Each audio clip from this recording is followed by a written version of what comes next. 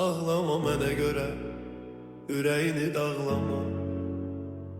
Ömrü verən almalıdır onu, bu haqqdır. İndi nə edim ki ömrü mənə qısa yazan? Şükür olsun ona, uca Allah'tır. Geldim bu dünyaya, qonağı oldum məndə. Bu dünya üçün qonaq oldum, Allah'ım üçün isə bəndə. Bir insan olaraq məndə kimisi üçün yaxşı oldum, kimisi üçün pis, kimisi üçün sevgili, kimisi üçün dost qardaş, kimisi üçün də çox pis olmuşam məndə. Ağlama anam, ömür qısadır, dardır. Bu dünyanı tez tərk edirəmsə mən, mütləq ki Allah'ın bir bildiyi vardır. Ağlama ey, məni sevən yar, sən də ağlama. Mənə sən lazım olduğun zaman məni qoydun tək tənha, ürəyimə vurdun dağ. İndi artıq gecdir, gedirəm mən, sən də ağlayaraq ürəyinə dağı bağlama. Bu dünya verilməyi baxı bizə əbədi, bu dünyada qonaq olan da insan. Axı qoyulur tərəziyə onun əməl dəftəri, onun xeyirli əməli, onun çirkin əməli. Ölürəm dünyanı tərk edirəmsə mən, dolubdu yazılacaq yer yox dəftərimdə deməli.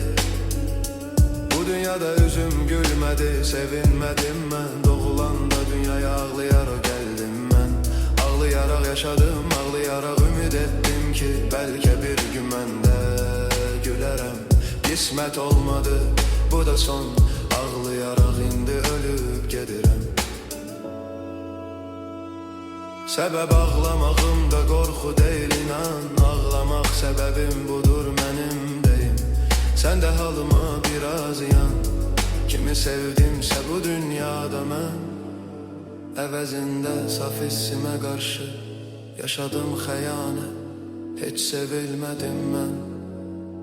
Kimə dostluq etdim, qarşılıq düşmən, kimə yaxşılıq etdim, qarşılıq xainlik, kimə düzünü söylədim, qarşılıq yalan, kimə canan dedim, qoydu tək məni inan. Kimisini dardan çıxartdım, kömək etdim, güvəndim ona, ilk oldu xəncər kürəyimə vuran. Dünyadan o qədər çirgindim, sən mənə inan. Daim çətin günlərimdə tək oldum tənha, ən ağır günlərimdə kim oldu ki yanımda? Həmişə alımla mən olmuşam tək tənha. Mənəm dərdimdir mənimlə qaranlıq otaqda, bir kəsim olmadı halıma yansın mənim. Nə yaxşı ki var imiş gözəl Allahım mənim. Ağlana anam, sən mənə görə ağlama. Axı gedirəm mən, məni daha çox sevənə, sevdiyimə doğru gedirəm mən.